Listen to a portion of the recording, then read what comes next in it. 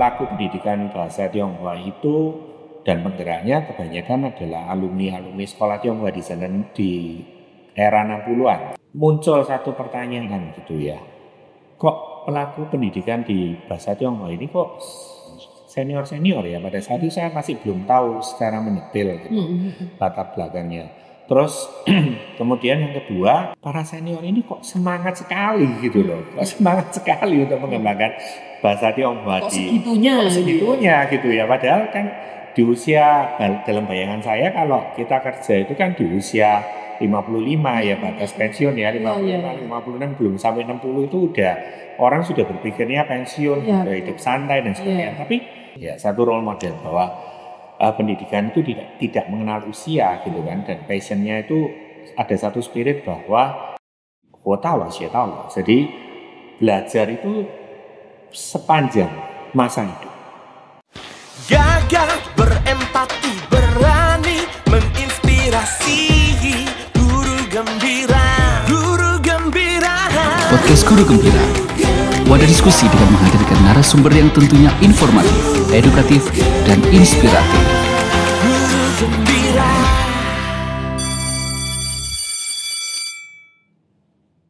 Hai Guru Gembira, selamat tahun baru 2025. Dan kita sekarang di episode ke-24. Dan ada hal yang menarik. Di tahun ini, di bulan ini kita juga merayakan tahun baru Imlek. Ya. Jadi masa sukacitanya panjang, 1 Januari tahun baru diakhiri 29 Januarinya tahun baru Imlek. Ya. Dan tahun ini adalah tahun Shio Ular. Nah, katanya ini kalau di tahun itu dengan elemen kayu yang membawa makna yang mendalam tentang 3 hal. Kebijaksanaan, kreativitas, dan harmoni. Wah, menarik ya, 3 hal. Kebijaksanaan, kreativitas, dan harmoni. Nah, kita ingin tahu lebih banyak ini Guru Gembira. Dan tentunya tetap satu semangat ya, menjadi guru yang gagah. Gagah itu bangga dengan identitas ya. Tidak pernah gentar dengan perubahan apapun, tetap gagah. Yang kedua, berempati. Kita memiliki rasa empati, memiliki satu kepedulian kepada siswa kita, kepada sesama guru dan pendidik yang lain. Dan terakhir, jangan lupa terus memberi inspirasi. Inspirasi dalam perjalanan kehidupan kita tidak pernah ada yang salah. Dengan inspirasi itu akan membangun setiap kita menjadi manusia yang lebih punya kualitas. Oke, tadi kita lagi ngobrol-ngobrol ini. Nah, kalau lihat ini situasinya sedang dalam jamuan khusus ya. Dalam rangka merayakan Imlek di tahun 2025 bersama sahabat saya, Bapak Soh Sian Guan. Selamat pagi Pak. Selamat pagi Bu Sinta. Ya. Lama gak ketemu ya? Wah, lama Pak. Ini sahabat lama, kita mulai berteman itu tahun berapa Pak? 2000 pertama kali dipertemukan anak saya tahun itu. Lebih ya. Iya, lama. Lebih. Masih ingat, jadi awalnya dari sahabat anak saya ya. Betul. Ya, lalu kita bisa berjodoh, bertemu, ternyata sesama pendidik. Sampai sekarang. Berarti sudah lebih Pak, 10 tahun, 15 tahunan rasanya ya. Ya, dan Guru Gembira saya bangga sekali. Saya akhirnya bisa berbincang dengan Pak Guan. Saya akrabnya memanggil demikian ya. Susah mendapatkan waktunya karena kesibukannya, tapi saya sudah ngincer mulai setahun yang lalu Pak. Saya bilang ini kalau ketemu saya akan banyak ini yang akan saya pelajari gitu ya. Nah, saya mau mengucapkan dulu tadi, belum loh Pak, waktu ketemu tadi. Sinien Kuaile. Iya, gitu ya. Gini ya Pak ya tangannya ya, Sinien Kuaile ya. Jadi semoga sejahtera, dan prosperous ya, Semuanya keberuntungan menjadi lebih baik. menjadi lebih baik di Ya. tahun yang baru ini, lebih sehat, itu yang penting ya Pak ya. Kebalik sebenarnya Bu Sinta. Oh iya, iya, Pak. Mestinya saya yang mengucapkan ke Bu Sinta. Oh gitu. Jadi karena Bu Sinta lebih senior kan, Oh. mestinya saya yang mengucapkan duluan. Oh. 新年快乐， Oh. 身体健康，万事如意。 Oh, Ya. sedikit ini 身体健康， Sehat. sehat selalu. Ya. 万事如意， semua yang diinginkan berjalan sesuai dengan keinginan. Oh begitu. Jadi mestinya Ya. dari muda, terus saya membalas Benar. hal yang sama ya. Ya. Sinyen Kuaileng. Oh, terima kasih. Nah, Pak Guan, meskipun saya juga kita sesama Tionghoa, tapi saya untuk hal seperti ini masih ingin menggali lebih. Nah, tentunya nanti teman-teman guru gembira juga ini ingin tahu ya. Biasanya simbol-simbol apa di Imlek itu dalam makanan ya Pak ya, yang punya makna khas khusus. Oke. Ya. Ya, yang dihidangkan hari ini sebenarnya sangat sering ya, sangat umum muncul di hidangan pada saat Imlek. Karena masing-masing mempunyai arti yang baik. Jadi Oke. intinya kan kalau tahun baru ya semua berharap semuanya memulai sesuatu yang baru dan Ya. semuanya lebih baik daripada tahun sebelumnya. Oke. Biasanya ada beberapa hal yang akan muncul pada saat sajian Imlek. Yang pertama yang seperti yang di atas meja ini ada apel. Apel Pingguo. Pingguo, ya, Pingguo. Pingguo karena bunyinya adalah juga sama dengan Bing itu kedamaian. Bing itu kedamaian. Iya. Jadi diharapkan bahwa semuanya berjalan dengan aman, damai, dan sejahtera. Oke. Terus kemudian yang ini adalah juizi. Suiju. Juizi itu bunyinya mirip. Jadi kalau di dalam bahasa Mandarin itu kan banyak sekali bunyi fonetik yang bunyinya bisa sama tapi artinya bisa Artinya beda. lain. Nah, juizi mirip dengan jixiang. Jixiang. Ya, jixiang artinya adalah prosperous atau Oh, ya berkelimpahan ya. berkelimpahan. Itu Atau- jeruk ya. Atau rezeki lah istilahnya. Iya, seperti iya, iya. itu. Kelimpahan rezeki yang Nah, ini kedamaian. Terus Ya. muncul lagi biasanya di atas meja ada dua hidangan yang biasanya tidak pernah lupa. Yang pertama adalah yu atau ikan. Ya, karena yu itu artinya adalah sama bunyinya dengan yu berlebih atau sisa. Ya, ya. Jadi biasanya kalau kita kenapa ada ikan? Karena artinya diharapkan nian nian you yu. Nian nian you yu itu artinya adalah setiap tahun itu selalu ada yang berlebih atau ada yang sisa. Oh, oke. Nah, jadi kan manusia berusaha gitu kan. Iya. Jadi diharapkan juga ada hasil dari yang Iya, diusaha ikan. iya. Jadi ini selalu ada ikan. Yang dicukupkan, bahkan Dicukupkan, berlebih. berlebih dan bisa menjadi berkat untuk yang lainnya. Oh, baik, baik. Terus baik, baik. kemudian biasanya istilah yang di sini adalah kue keranjang ya, Ya, atau nian kao. nian kao. Ya, nian kao. Nian kao bunyinya sama dengan nian sama tahun ya. Iya. Kau, kau itu punya dua arti. Jadi kau kue atau kau tinggi. Ya. Nah, nian kau berarti artinya sesuai dengan bunyinya. Diharapkan dari tahun ke tahun semakin lama semakin tinggi, Oke. semakin meningkat, semakin Oke. maju lah istilahnya. Iya, iya, iya. Nah, terus kemudian kan nian kau itu juga lengket-lengket ya, nian lengket ya. Kalau menurut legenda dulu ceritanya juga ada bahwa jadi diharapkan bahwa masyarakat kan dulu masih modelnya ada kaisar, ada rakyat, gitu ya. Jadi mereka makan nian kau itu supaya mulutnya itu lengket gitu. Jadi nggak membicarakan hal-hal yang buruk satu sama lain sehingga terjalin harmonis Iya, iya, iya, sesama iya, manusia, saling lengket satu sama lain. saling lengket. Dan manis. Begitu ya. Saling lengket. Memang banyak manis, banyak ya. sekali makna-makna kiasan yang banyak ada di dalam bahasa. Tidak membicarakan yang buruk, Pak. Tidak membicarakan yang buruk. Biasanya kalau ngumpul terus gosip soalnya. Nah, itu dia. Itu ya. Kalau Iya. udah lengket semua mulutnya kan nggak bisa ngomong yang mau ngomong yang jelek kan susah toh. Iya, iya, iya, iya, iya. Membatasi ya. Membatasi kan. I see. Oh. Ya itu legenda ya. Ya, Tapi ya, kalau ya. secara secara fonetik ya, penyebutan dan sebagainya, Itu memang Nien Kau bunyinya sama dengan Nien tahun dan Kau tinggi. Oke. Bingkuo juga sama dengan kedamaian. Kuo sendiri kan buah, jadi buah dari kedamaian supaya Buah kedamaian ya. Wah, menarik ya. Iya, iya. macam-macam iya. biasanya. Gitu ya. Nah, Jadi nanti ini kita nikmati ya Pak ya. Ini juga ada teh. Oh, Nah, ya. ini juga biasanya juga menjadi Iya, bagian ya. selalu ada bagian dari karena ini kayak semacam kebiasaan ya. Kebiasaan. Tionghoa minum teh. Ya, saya tahu begitu itu seperti jamuan menghormati tamu Iya, gitu ya. betul. Iya.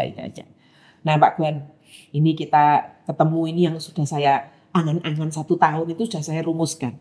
Saya tahu bahwa Pak Guan ini kan ya membangun Yongjun Mandarin Language Center, betul ya? Chinese Language Center. Yongsun Chinese Language Center. Yongjun Chinese Language Center. Oke. Berapa tahun, Pak? Startnya dari 2008 ya. Jadi tahun 2008. ini barusan ulang tahun yang ke-16. Sudah melewatin 15 tahun ya, Pak ya? Betul. SMA 1 ini. 16 tahun. Iya, betul ya. Mau Sweet 17 ya, Pak ya.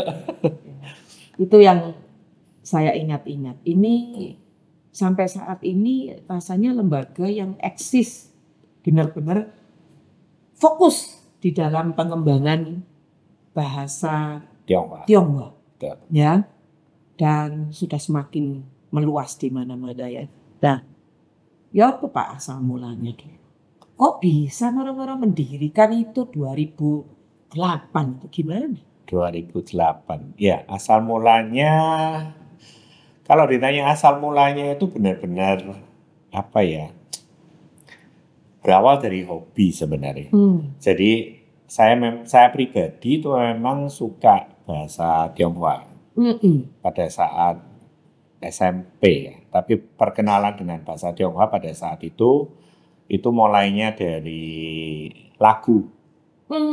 Karena era saya sekolah itu waktu SMP SMA itu waktu itu lagu-lagu Mandarin ya, lagu Tionghoa ya, biasanya orang bilang lagu Mandarin gitu kan. Lagu berbahasa Tionghoa itu cukup populer. Zaman itu nggak ada K-pop. Adanya bahasa lagu-lagu Mandarin ya. Terus kemudian banyak artis-artis gitu kan yang sesama teman ya pasti ngefans. Jadi idola. Iya, nah terus kemudian saya suka dengan lagu-lagunya. Awalnya dari lagu, terus kemudian saya tertarik ke teksnya. Karena tulisannya kan karakternya unik, bukan karakter Latin kan. Nah, saya melihat itu sebagai sesuatu yang menarik gitu ya. Kok bisa ya dari model yang modelnya kayak orang menggambar begitu kok bisa dibaca.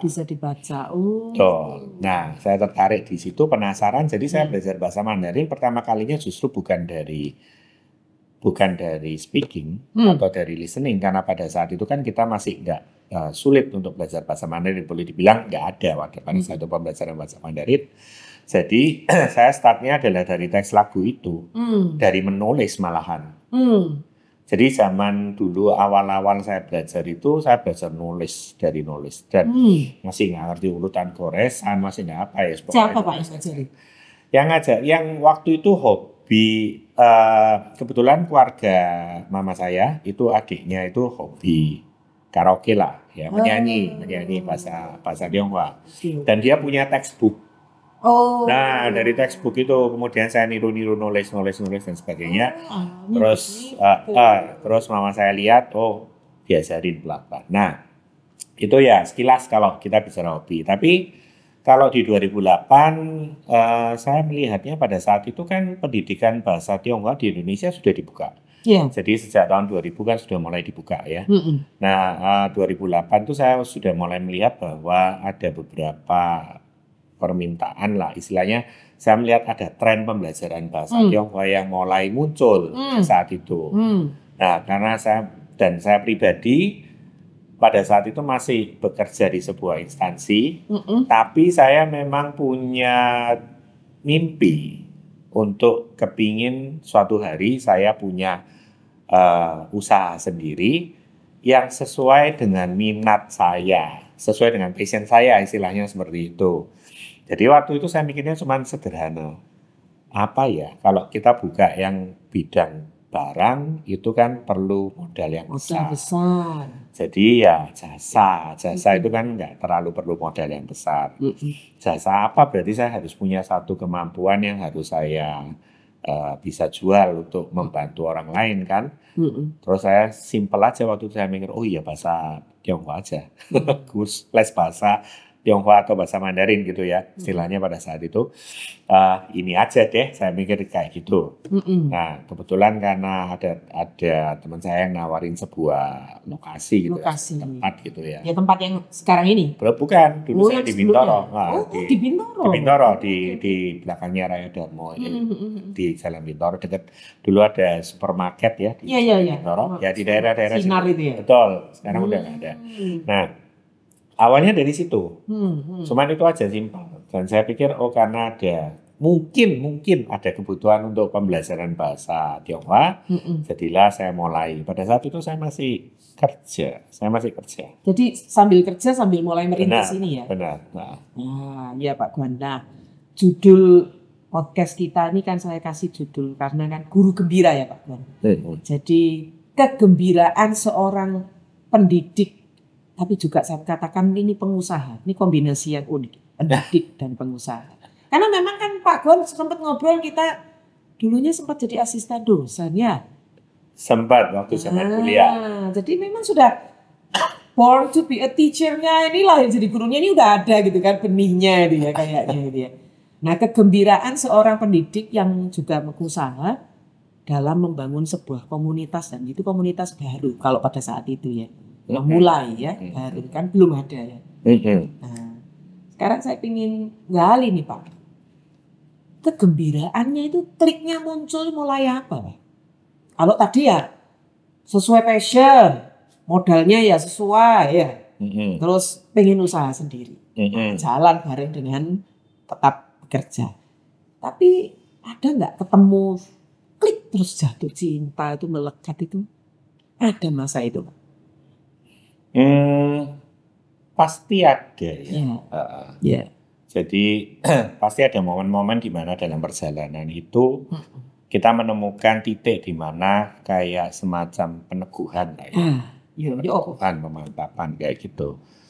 Kalau saya sih dalam periode sekarang sudah 16 tahun, berarti kalau saya pribadi itu biasanya saya baginya setiap 5 tahunan periode. Baik, biasanya kan rencana kerja, strategic plan, betul. Iya, jangka pendek, itu 5 tahun. Itu kan 5 tahunan. Betul, gitu. betul.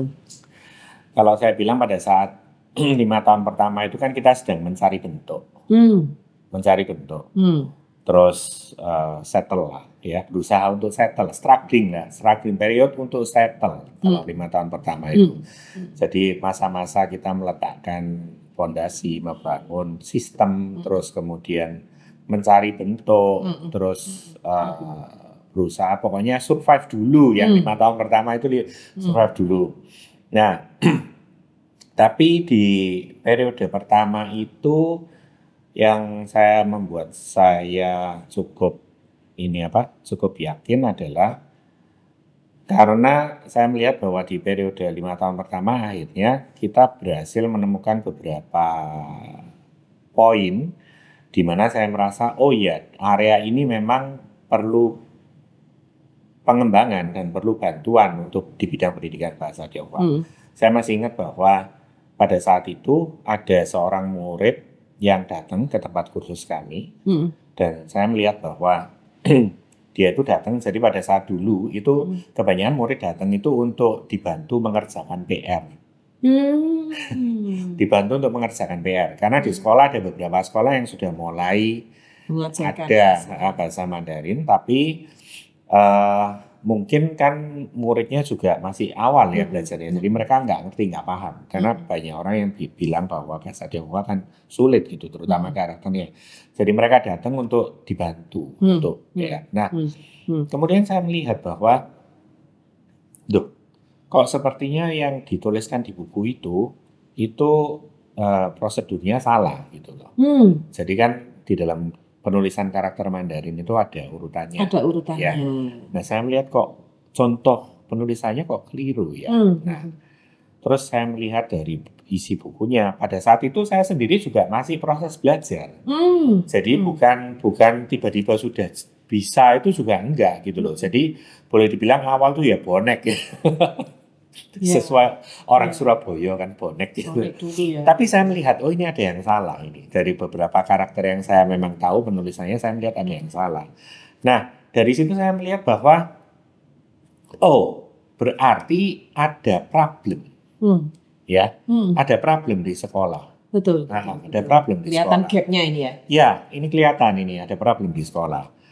Jadi pada saat itu saya berpikir kalau ada problem berarti ada kesempatan, ada opportunity. Ya, karena biasanya sebuah bidang atau sebuah usaha itu akan bisa muncul dan memberikan layanan dan bisa berkembang kalau dia bisa memberikan solusi untuk Betul. problem. Sangat tepat. Betul ya. Ya. Jadi pada saat itu saya begitu melihat itu, saya merasa bahwa oh ini berarti ada problem. Ini mungkin juga bisa jadi sebuah Peluang ya. peluang bagi kita, dan juga kita juga bisa memberikan bantuan dalam bentuk kontribusi dalam bentuk solusi. Betul. Jadilah perjalanan pertama kita dalam mencari bentuk itu kita menemukan bahwa kerjasama dengan sekolah, membantu pengajaran bahasa Mandarin di sekolah itu merupakan salah satu batu lompatan pertama buat kami. Jadi kita berawalnya itu justru saya melihatnya adalah kita berkembang pertama itu dengan kerjasama dengan sekolah di tahun 2008. Terus kemudian. Jadi itu lebih dulu daripada yang les betul. private-nya ini ya. Jadi lesnya memang murid ada yang datang dulu ya. Tapi pada saat itu murid kami itu yang les itu saya ingat cuma 3 orang sih. Okay. Hanya 3 orang. Nah pada saat itu saya berpikir keras gitu ya. Kalau 3 orang les, kita mau hidup dan tumbuhnya bagaimana gitu kan. Saya pikirkan kan harus ada terobosan lain. Tapi justru dari 3 murid yang datang les itu saya melihat oh ini ada problem itu tadi. Ini ada problem dan ini ada peluang. Nah terus akhirnya kita masuk ke kerjasama dengan sekolah pada saat itu. Dimulai dari 1, 2, 3 sekolah kalau nggak salah. Saya 3 sekolah. Kemudian di tahun berikutnya 2009 ya, saya ingat 2009 itu juga ada dua kejadian penting sih menurut saya. Yang pertama adalah saya punya kesempatan untuk pertama kalinya saya ke Tiongkok untuk ikut training. Oke. Jadi saya ikut training di Tiongkok mengenai pengajaran bahasa Tionghoa. Dan saya melihat di Tiongkok pada saat itu sudah sangat-sangat maju. Sangat maju dari tahun 2009. Awalnya saya tidak pernah punya bayangan seperti itu karena kita tinggal di Indonesia, warga negara Indonesia ya. Bagi saya Tiongkok itu terlalu jauh gitu untuk saya lihat. Tapi pada saat itu melalui pendidikan bahasa Tionghoa ini juga saya punya kesempatan untuk lihat ke sana secara langsung. Saya lihat, wah ini kemajuannya sangat-sangat luar biasa. Sehingga saya merasa ke depannya pasti trennya akan mengarah ke Asia. Dan kemungkinan Tiongkok yang akan muncul ya sebagai leading gitu ya, sebagai yang kekuatan yang bagus di kemudian hari. Nah, itu yang pertama. Kemudian karena 2008-2009 itu kita masih sangat-sangat struggle ya. Saat itu juga saya juga dapat tawaran loh dari perusahaan sebelumnya saya yang kerja. Karena dulu saya di bidang IT ya. Oh, iya. Ya, terus kemudian ada tawaran juga dari pihak company gitu untuk kembali ke corporate ya. Kalau orang-orang sekarang bilang bidang korporat gitu. Ya. Nah, terus kemudian tapi at the same time, waktu itu saya di dalam hati saya juga berpikir, jalan saya ini kemana? Ya. Apakah saya memang harus kembali ke ini korporasi, ataukah memang jalan saya di edukasi? Jadi pada saat itu ya saya merenung dan refleksi ya. Termasuk juga istilahnya kayak mohon petunjuk gitu istilahnya bahwa jalan saya ini kemana? Iya. Tapi anehnya di tahun 2009 itu juga selain tawaran yang dari pihak korporasi itu, ternyata saya juga dapat tawaran baru untuk mengajar di perusahaan. Mengajar bahasa Mandarin. Bahasa Mandarin, bahasa Tionghoa di perusahaan. Hmm. Aneh ya, datang pada saat yang bersamaan. Nah, itu petunjuk gitu ya. Setelah dalam hati saya maksudnya mohon petunjuk bahwa jalan saya ini kemana. Kemudian muncul itu tawaran itu untuk mengajar di perusahaan. Pada saat itu saya sudah langsung tahu bahwa tidak ada jalan mundur ya, no way back gitu. Jadi jangan ragu-ragu, jalan aja. Karena sudah ada jelas itu ya, bagi saya itu jelas. Nah, jadi akhirnya kerjasama dengan sekolah, kemudian training korporasi. Kalau sekarang kan orang bilang corporate training ya, jadi pelatihan di korporasi itu menjadi titik awal untuk memantapkan bahwa Yongsun itu tetap berkarya di bidang pendidikan bahasa Tionghoa, dan itu bentuk yang mungkin akan perlu kita kembangkan dan kita pertahankan di kemudian hari. Oke. Kita start dari situ. Dari situ ya. Iya. Ya. Tapi saya masih ingat kita kan sempat ngobrol ya Pak, bahwa orang kerja itu baru ada isinya itu selain passion, ya selain modal gitu ya. Apa yang disukai, tapi ketika ketemu dengan nilai-nilai yang klik dengan hidup kita, wah itu baru seperti bahan bakar yang menyulut. Betul. Nah, kalau dari itu tadi sisi yang eksternalnya, saya ingin tahu sisi internalnya dari Pak Guan sendiri ketika jatuh cinta kok mau mengembangkan pendidikan bahasa Tionghoa ini, apa yang menyulut? Kalau dibilang dari sisi internal, kalau tadi itu kan saya bilang periode saya bagi per 5 tahun ya. Iya. Kalau di 5 tahun pertama kan kita lebih ke berpikir bagaimana untuk bisa bertahan dan berkembang. Itu dulu kan. Jadi pikiran saya pada saat itu masih lebih ke arah bahwa ini pendidikan bahasa Tionghoa ini adalah sebuah usaha yang harus saya kembangkan gitu kan. Pandangannya masih ke arah sana. Tapi kemudian perubahan menjadi value internal dan juga istilahnya kayak pemantapan sehingga itu menjadi sebuah soul gitu ya istilahnya. Itu di periode kedua. Di periode kedua. Ketemunya di situ. Malah setelah ini ya. Betul. Gimana tuh Pak? Karena di periode kedua itu otomatis di periode pertama karena kita sudah pada saat masih mencari bentuk ya, bukan hanya eksternal yang untuk mencari istilahnya klien gitu ya atau murid gitu ya, tapi juga struggle juga untuk mencari guru, terus kemudian tim dari kursus sendiri, terus pokoknya mencari tim itu juga salah satu tantangan yang besar pada saat itu. Nah, tapi kemudian karena pada saat pencarian sumber daya, itu akhirnya saya juga berkenalan dengan beberapa pelaku pendidikan bahasa Tionghoa, termasuk para senior. Ya, karena kita tahu bahwa para senior pendidikan bahasa Tionghoa ini kan sempat vakum ya, selama lebih dari 34 tahun. 34 tahun ya. Nah, sehingga pada saat itu pelaku pendidikan bahasa Tionghoa itu dan penggeraknya kebanyakan adalah alumni sekolah Tionghoa di era 60-an. Oh, ya sudah senior.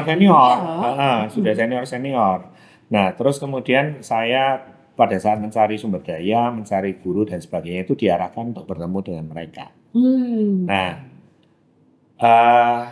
kemudian saya itu sempat juga muncul satu pertanyaan gitu ya. Kok pelaku pendidikan di bahasa Tionghoa ini kok senior ya? Pada saat itu saya masih belum tahu secara mendetail gitu latar belakangnya.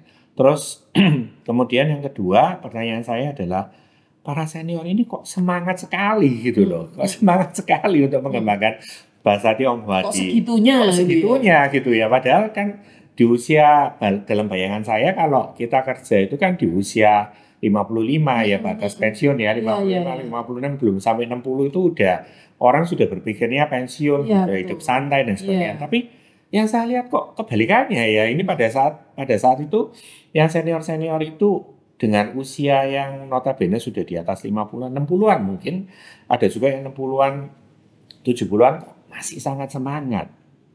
Wah, jadi kayak itu juga satu role model buat saya. Oke. Ya, satu role model bahwa pendidikan itu tidak mengenal usia gitu kan, dan passionnya itu ada satu spirit bahwa saya yang melihat dari para senior juga jadi belajar itu sepanjang masa hidup. Belajar sepanjang hayat. Iya. Ya. Satu value yang pertama adalah kalau kita pendidikan berarti kita sendiri juga harus mau belajar, mau berkembang. Jadi value itu yang saya tangkap pertama kali, yang semakin meneguhkan ya. Nah yang kedua, kembali ke pertanyaan saya bahwa kenapa nih para senior ini kok sangat-sangat serius dan sangat punya passion yang sangat dalam saya melihat ya, yang muncul dari mereka sendiri. Bahkan beberapa itu sifatnya mereka seperti volunteer, jadi benar-benar dengan senang hati membantu pengembangan pendidikan bahasa Gitu ya. Tionghoa. Nah, baru kemudian karena banyak bergaul dengan mereka, diskusi dan sebagainya, saya baru sadar, oh ternyata ada istilahnya, ada integritas dan juga ada kayak semacam kerinduan bagi mereka untuk menumbuh kembangkan kembali pendidikan bahasa Tionghoa di Indonesia.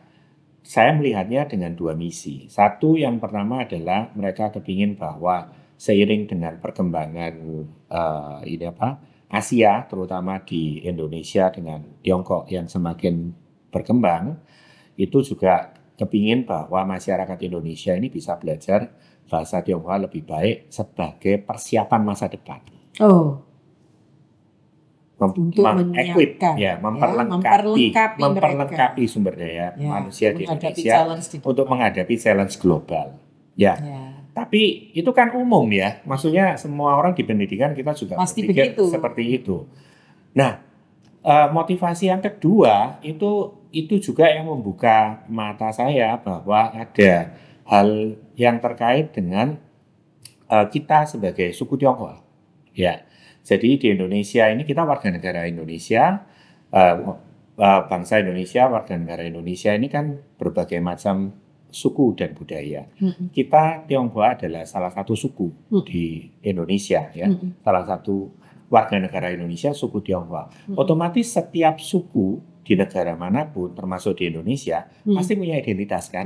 Nah, identitas kita sebagai suku Tionghoa itu adalah pastinya bahasa dan budaya.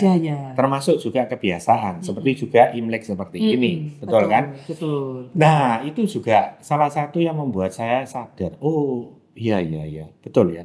Karena saya sendiri pada saat sekolah itu kan tidak pernah belajar tentang bahasa Tionghoa pada saat itu.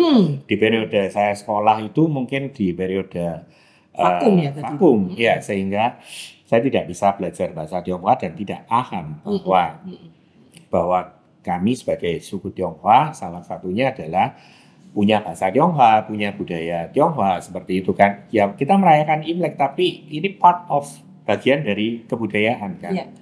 Nah, kenapa nih sebagai suku Tionghoa mereka berusaha untuk membangkitkan itu kembali? Ya karena itu tadi sebagai identitas kesukuan. Identitas kesukuan dan mereka menumbuh kembangkan kembali itu sebagai integritasnya terhadap identitas kesukuan.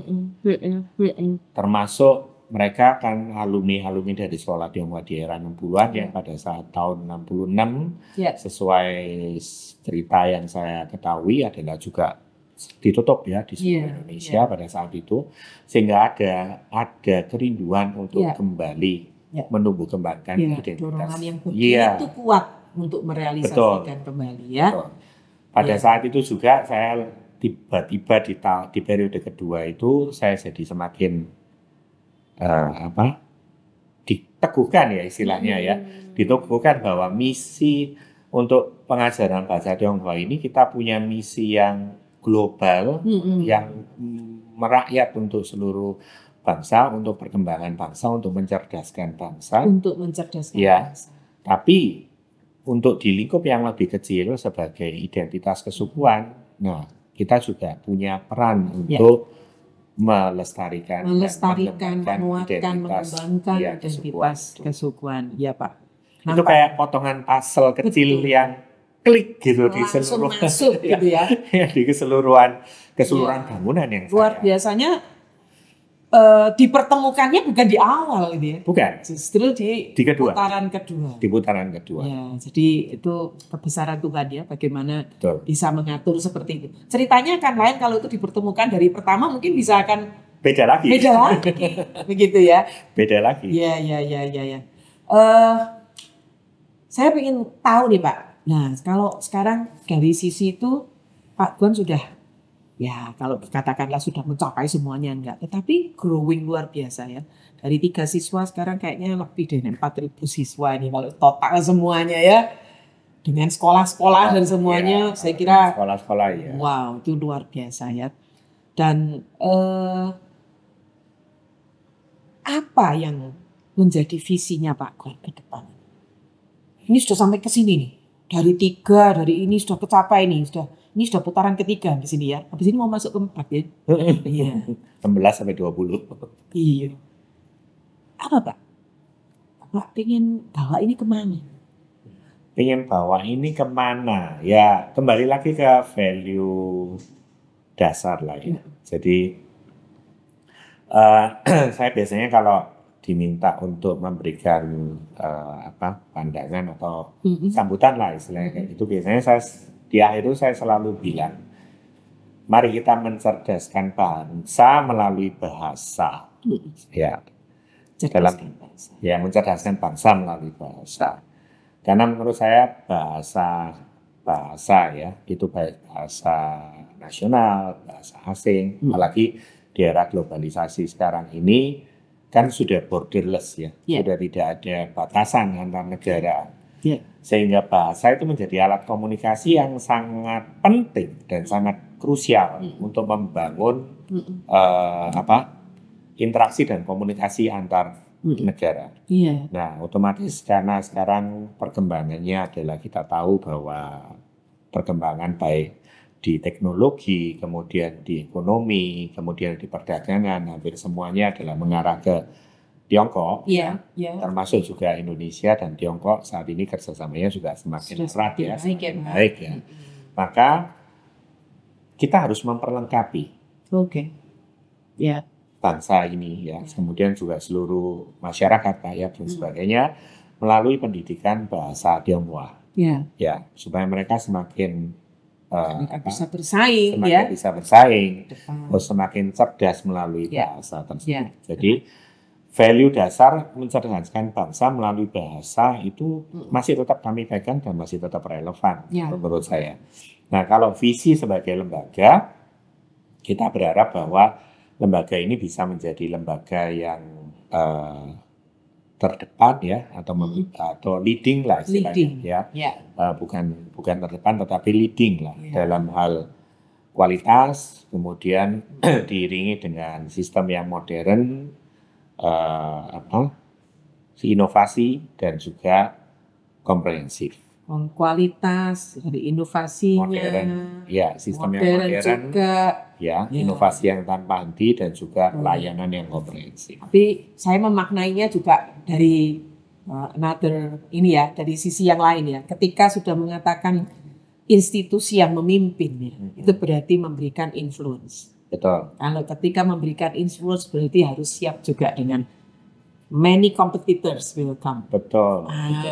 Karena tangan harus direntangkan untuk bisa menggandeng dan bersama-sama gitu ya. Benar. Punya visi yang sama, tidak hanya satu tetapi bisa berlipat gitu ya. Betul. Begitu ya Pak ya, mungkin ke sana ya. Betul. Bicara kompetitor, saya justru tidak melihat sebagai sesuatu yang istilahnya, kalau kompetitor itu kan kesannya kayak bersaing. Gitu ya. Sekarang enggak masalahnya ya Pak. Negatif gitu ya istilahnya. Bukan. Kolaborator. Kolaborasi. Kalau saya melihatnya adalah di era sekarang ini Benar sekali. kita itu punya area untuk bersaing, tetapi kita punya area yang lebih besar untuk berkolaborasi. Iya, iya. Kembali lagi seperti tadi Bu Sinta bilang bahwa komunitas ya. Kita ini sebenarnya sesama lembaga, sesama institusi pendidikan bahasa Tionghoa, Ya. baik dari mulai dari perguruan tinggi, sekolah formal, terus pendidikan non formal. Ini semuanya kita merupakan satu komunitas. Betul. Ya. Satu komunitas. Memang di antara bentuk yang sama, mungkin kita akan bersaing untuk saling meraih atau berusaha menunjukkan prestasi yang lebih baik. Iya. Itu wajar menurut Ya. saya dan harus terjadi. Iya. Harus terjadi. Ada kekhasan masing-masing. Iya, ada kekhasan masing-masing dan membuat bertumbuh. Tetapi di lingkup yang lebih besar, kita ini adalah komunitas yang bersama-sama bergandengan tangan untuk bersaing dengan lingkup yang lebih besar lagi. Iya. Jadi misalkan nih, istilahnya kalau misalkan kita sebagai sesama institusi lembaga pendidikan yang lebih, pendidikan bahasa Tionghoa, apakah kita secara Jawa Timur jumlahnya mungkin lebih besar dari yang daerah lain? Iya. Apakah keunggulan dari secara rata-rata hasil pendidikannya bisa lebih bagus dari daerah lain? Betul. Nah, itu kan kita bersaing secara kelompok, Iya. bukan hanya sebagai individu. Sudah lebih gede lagi nih. Sudah lebih gede. Iya. Kita bicara komunitas. Iya. Sudah Baik-baik. bicara komunitas. Apa artinya Yongjun? Yongsun artinya kalau secara bahasa Inggris biasanya seperti eternal spring atau evergreen, ya. Nah, tapi kalau arti yang sebenarnya kita mau maknai adalah Yong itu kan eternal atau forever, ya. Tidak, Yong itu berkelanjutan, ya, lama istilahnya. Terus kemudian Chun itu adalah spring atau musim semi. Musim semi. Sama dengan Imlek. Imlek itu kan dimulainya musim semi. Oh. Ya, terus artinya bagus ya, sekali. jadi Ya. kalau kita lihat dari maknanya musim semi itu kan terus berkembang. Berkembang. Ya. Pas. Yung itu kan terus berjalan. Ya. Ya. Istilahnya kayak keberlangsungan, berjalan Ya, ya. terus lama gitu ya. Ya, Jadi ya. Yongsun itu maknanya adalah terus Wah. berkembang. Bisa cocok banget. Jadi kalau kembali tadi ke komunitas, memang selain di Yongjunnya, saya tahu sekarang sudah ketua ya Pak di LKPBT. Betul. Ini juga komunitas juga nih, Betul. lebih luas lagi, gitu kan? Betul, betul. Lembaga koordinasi Si pendidikan Pendidikan bahasa Bahasa Tionghoa Jawa Timur. Iya. sebagai ketua ya Pak. Iya, kebetulan di periode ke-7 ini. Wah, nah itu kan juga sudah satu apa? Cangkang kalau itu binatang itu sudah yang lebih kemana-mana ini ya. Sudah bukan cuma lingkup center, tapi Iya, sudah iya. lembaga. Itu satu rumah ya saya bilang ya. Iya. Jadi Lembaga Koordinasi Pendidikan Bahasa Tionghoa Jawa Timur itu juga merupakan salah satu organisasi nirlaba istilahnya, kayak semacam asosiasi di berbagai bidang yang lainnya yang menaungi lembaga-lembaga pendidikan bahasa Tionghoa ini di Jawa Timur. Iya. Nah, Yongsun salah satunya Salah satunya yang masuk di dalamnya. Terus kemudian juga organisasi Lembaga Koordinasi Pendidikan Bahasa Tionghoa ini juga awalnya di tahun 2001 didirikan. Dan pada saat itu juga untuk mewadahi dan untuk membantu perkembangan dan pertumbuhan pendidikan bahasa Tionghoa di Jawa Timur. Jadi awalnya kalau mungkin Bu Sinta tahu bahwa sekarang ada model sekolah 3 bahasa. Sekolah 3 bahasa itu dulunya digagas pada saat Munas Musyawarah Nasional, ya, Musyawarah Nasional di Surabaya pada saat itu, dan digagas di pertemuan itu oleh ketua di periode pertama, oleh Lembaga Koordinasi Pendidikan Bahasa Tionghoa Jawa Timur. Baru kemudian muncul kan model sekolah 3 bahasa, di mana strength point-nya adalah bahasa Tionghoa. Terus kemudian juga muncul berbagai lembaga kursus. Terus salah satunya juga kita sebagai komunitas ya yang mewadahi banyak ini. Pada saat itu juga mulai dari tahun 2003 membuka jalur kerjasama dengan Hwazhou University di Xiamen untuk membina calon pendidik bahasa Tionghoa. Karena kan kembali lagi bahwa di era vakum yang selama 34 tahun itu kan berarti kan ada gap. Kalau kita bilang usia belajar itu 12 tahun, 34 tahun itu berarti hampir 3 generasi kan. Istilahnya regenerasi untuk guru bahasa Tionghoa itu sangat-sangat kurang ya, regenerasinya bahkan mungkin tidak terjadi selama 3 generasi itu, sehingga pada saat itu yang dipikirkan pertama kalinya adalah menumbuh kembangkan institusi lembaga pendidikan bahasa Tionghoa, kemudian yang kedua adalah membangun sumber dayanya. Nah ini fungsi LKPBT sebagai komunitas, spirit komunitas ya. Jadi dan program beasiswa ini sampai sekarang masih berjalan. Sampai sekarang masih berjalan. Ini sudah periode ke-20, berarti yang akan berjalan di 2025 sudah periode Jadi semangatnya ya memang begitu. Memang ingin memperlengkapi anak-anak bangsa ini, supaya mereka juga bisa setara dengan bangsa-bangsa yang lain, dan itu memajukan bangsa dan negara kita. Harus lebih maju, harus bisa bersaing. Makanya tadi saya bilang sebagai center pribadi itu memang kita mungkin bersaing dengan sesama yang lain untuk meningkatkan kualitas di lingkup yang lebih besar, komunitas lebih besar lagi, nanti akan di sampai lingkup negara lebih besar lagi. Karena pada saat mungkin kalau flashback sedikit di tahun 60-an ya, kalau saya dengar cerita dari para senior, di Indonesia sekolah bahasa Tionghoa pada saat itu adalah yang paling banyak dan paling maju dibandingkan negara-negara tetangga di lingkungan ASEAN. Gitu ya. Nah, ini spirit ini yang harus kita bawa kembali kan, harus dikembalikan lagi. Ya Pak Gwan, wah ini mendukung apa yang dikatakan oleh Parker Palmer yang buku yang melandasi podcast ini, bahwa ketika membentuk komunitas di sebuah lingkup pendidikan itu tidak bisa disederhanakan menjadi sebuah teknik mengajar saja. Tetapi di situ ada guru yang terbuka terhadap siswa yang beraneka ragam, dan subjeknya ini, bahasa Tionghoanya ini akan terus bergerak mengikuti satu perkembangan yang kita tidak tahu nanti akan berkembang seperti apa lagi. Wah Pak, rasanya nek ngobrol kok ini gak kepingin mandek Pak yo. Nah, tapi kita harus mengakhiri Pak Gwan. Saya ingin Pak Gwan bisa mengakhiri dengan sebuah tips bagi pendidik ya, khususnya juga untuk mereka yang punya hati yang sama di pengembangan pendidikan bahasa Tionghoa. Menguatkan ya, meningkatkan identitas kesukuan sebagai sesuatu yang setara dan akan membangun bersama-sama bangsa Indonesia ini mencapai Indonesia emas. Betul. Ya. Betul. Nah, tipsnya apa Pak? Para pemimpin dan pendidik saat ini mereka. Silakan. Terutama di bidang pendidikan ini ya, berarti ya. Waduh, kalau disuruh memberikan tips ini susah ya. Karena saya sendiri masih dalam proses belajar.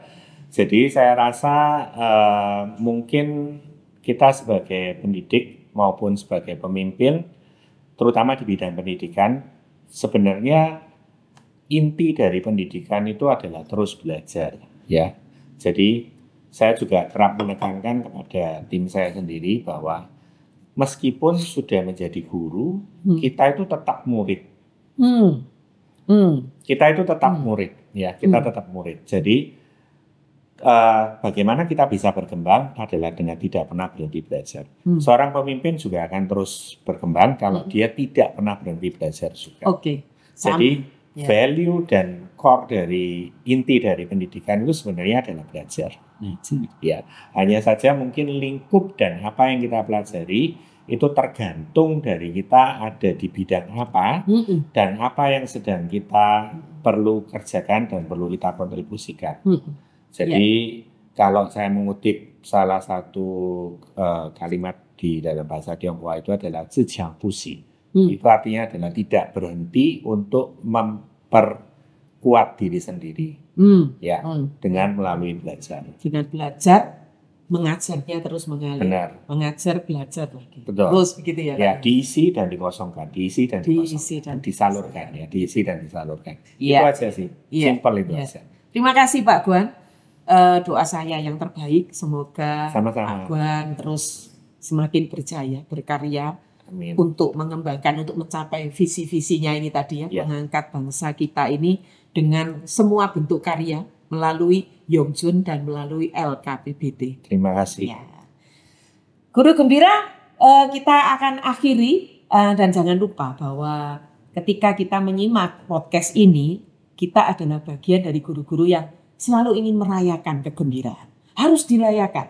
Gembira belajar, gembira berkarya, gembira berprestasi. Selain itu juga pupuklah kebanggaan kalian sebagai seorang guru, di mana akan menjadi teladan bagi setiap orang yang ada di sekitarmu melalui perilaku, kata-kata, dan segala pikiran kita. Dan yang terakhir, mari kita bentuk komunitas, supaya komunitas guru gembira ini memberikan dampak kemana-mana dan memberikan makna bagi perkembangan bangsa kita tercinta.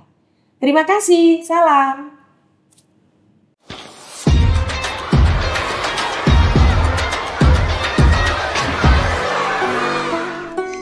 Kemampuan untuk memperjuangkan impian, menumbuhkan kepercayaan pada cipta dan karyanya,